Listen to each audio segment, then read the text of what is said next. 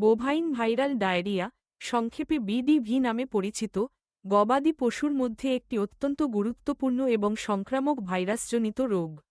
এই রোগটি সাধারণত বিভিডি ভাইরাস দ্বারা সৃষ্টি হয়, যা ফ্লাভিভিরিডি পরিবারের অন্তর্ভুক্ত। বিডিভি গরুদের মধ্যে অত্যন্ত দ্রুত ছড়িয়ে পড়তে পারে এবং এটি তাদের স্বাস্থ্য, উৎপাদনশীলতা এবং এমনকি প্রজনন ব্যবস্থাকেও মারাত্মকভাবে ক্ষতিগ্রস্ত করতে পারে। বিডিভি ভাইরাস সংক্রমিত গরুর দেহে প্রবেশ করলে নানা ধরনের উপসর্গ দেখা দিতে পারে।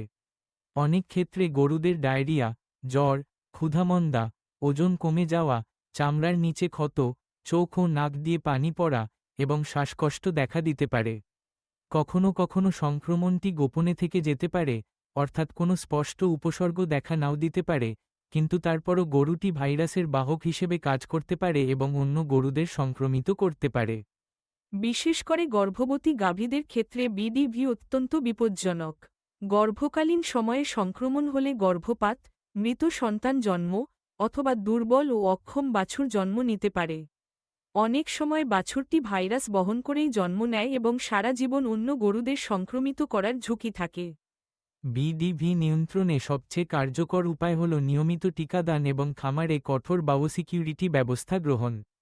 সন্দেহভাজন গরুদের কোয়ারান্টাইনে রাখা, নতুন গরু খামারে আনার আগে পরীক্ষা করা এবং সংক্রমিত পশুকে দ্রুত আলাদা করা অত্যন্ত জরুরি।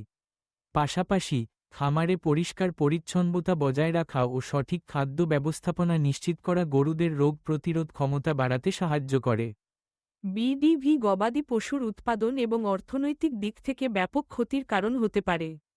তাই সচেতনতা, দ্রুত শনাক্তকরণ এবং প্রতিরোধমূলক ব্যবস্থা গ্রহণের মাধ্যমে এই ভাইরাসের প্রভাব কমানো সম্ভব।